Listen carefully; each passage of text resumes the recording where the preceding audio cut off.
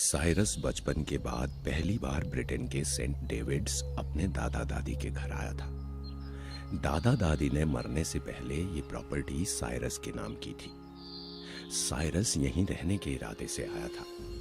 घर पुराना था और कई सारे पुराने सामानों के साथ ही वहां एक पुराना टेप भी था, जिसे साइरस ने संभाल कर रख दिया और कबाड़ पड़ी चीजें बेच दी। उसी दिन शाम के वक्त साइरस टहलने निकला। उसके घर से कुछ ही दूरी पर एक चर्च था। उस चर्च से साइरस के बचपन की यादें जुड़ी थी। वो चर्च के पास से गुजर ही रहा था कि तभी उसकी मुलाकात फादर डिकोना से हो गई, जो उस चर्च की देखरेख किया करते थे। उन्हें देखते ही साइरस ने कहा, "ओह, हेलो फादर डिकोना, क्या मैं आपको याद हूं?" फादर डिकोना ने साइरस को ध्यान से देखते हुए कहा, "साइरस, क्या तुम साइरस हो?" "यस फादर, मैं साइरस ही हूं। दादाजी ने गुजरने से पहले घर का नॉमिनी मुझे बनाया था। अब इसे ठीक कराकर मैं यहीं रहूंगा।" उस घर और वहां रहने की बात सुनकर फादर डिकोना के चेहरे पर अजीब सी खामोशी छा गई। वो वहां से बिना कुछ बोले चले गए। साइरस को यह बात बहुत अजीब लगी। खैर, कुछ देर घूमने फिरने के बाद साइरस वापस अपने घर आ गया। रात के वक्त साइरस बेडरूम में लेटा हुआ सोने की कोशिश कर रहा था, मगर नई जगह होने की वजह से उसे नींद नहीं आ रही थी। कुछ देर करवटें बदलने के बाद वो उठ बैठा और खुद से ही बोला, "सुबह स्टोर रूम में मुझे एक वीसीआर कैसेट मिली थी, जिसे शायद दादाजी ने रखा होगा। देखना चाहिए उस कैसेट में आखिर क्या था।" साइरस के दादाजी ने अपने घर में पुराने जमाने का वीसीआर प्लेयर भी रखा था। साइरस ने उस टेप को लगाकर प्ले किया और ध्यान से देखने लगा। वीडियो की शुरुआत में उसे सिर्फ अंधेरा नजर आ रहा था और कैमरे का फोकस काफी हिलडुल रहा था। पहले तो साइरस को प्रेयर जैसी कोई आवाज सुनाई दी, फिर धीरे धीरे उसमें से अजीब सी डरावनी आवाजें आने लगी। ओह गॉड, ये कैसी आवाजें हैं? इस वीडियो का मतलब क्या है? साइरस जब तक कुछ समझ पाता तब तक वीडियो में उसे एक औरत नजर आई, जिसे बेड से बांध कर रखा गया था। वो तड़प रही थी और जोर जोर से कुछ बोल रही थी। मरोगे, तुम सब मरोगे। लीना किसी को नहीं छोड़ेगी। 11 दिन, सिर्फ 11 दिन।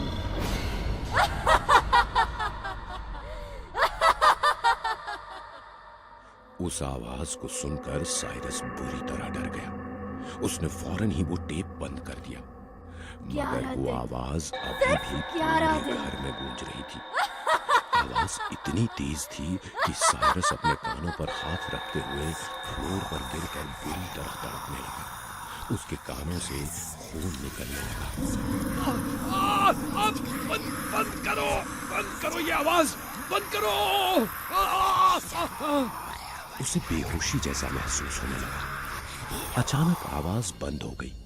साइरस अभी भी जमीन पर अचेत हालत में पड़ा था। वो उठने की हिम्मत कर पाता तब तक कमरे की लाइट अपने आप लपकते झपकते हुए बुझ गई और साइरस को कमरे में अजीबोगरीब काले साए नजर आने लगे, जो उसके आसपास ही घूम रहे थे। साइरस इतना डर गया था कि वो उन सायों से जोर जोर से बातें करने लगा। नहीं नहीं नहीं, मुझे छोड़ दो। मैं ये घर छोड़कर चला जाऊंगा। छोड़ दो मुझे। इतना बोलते हुए वो हिम्मत करके उठ खड़ा हुआ और फौरन ही बाहर भागा। अंधेरे रास्ते पर दौड़ते हुए उसे सामने चर्च दिखा। साइरस भागता हुआ सीधा चर्च के पीछे वाले रास्ते से अंदर दाखिल हो गया। चर्च में इस वक्त कोई नहीं था और वहां काफी अंधेरा भी था।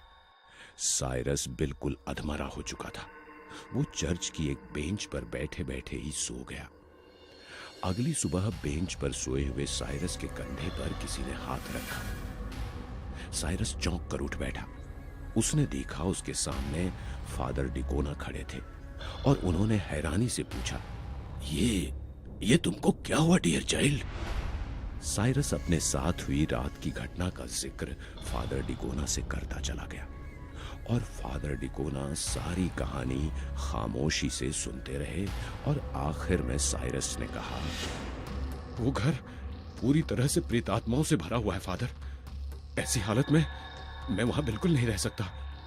फिर फादर डिकोना ने कहा, मुझे पता था वो घर श्रापित है, मगर मैंने सोचा था कि मेरी की मौत के बाद सब कुछ शायद ठीक हो गया होगा,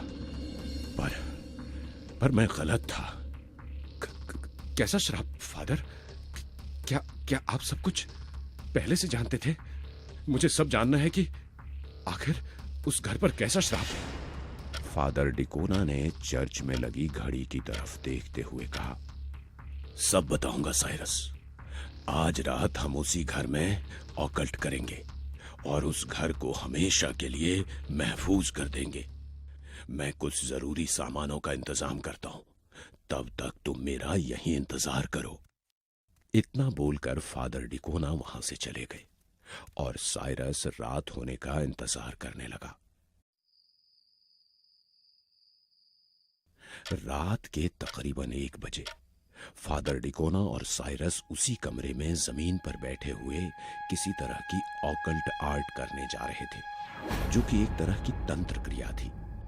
जमीन पर बकरे के ताजे खून से एक स्टार बना था, जिसके हर कोने पर एक कैंडल रखी हुई थी और उसके बीचों बीच एक इंसानी खोपड़ी। फादर डिकोना साइरस को बता रहे थे, आज से लगभग 50 साल पहले तुम्हारे दादाजी यानी मिस्टर फ्रैंक और मैरी उस घर में रहने आए थे।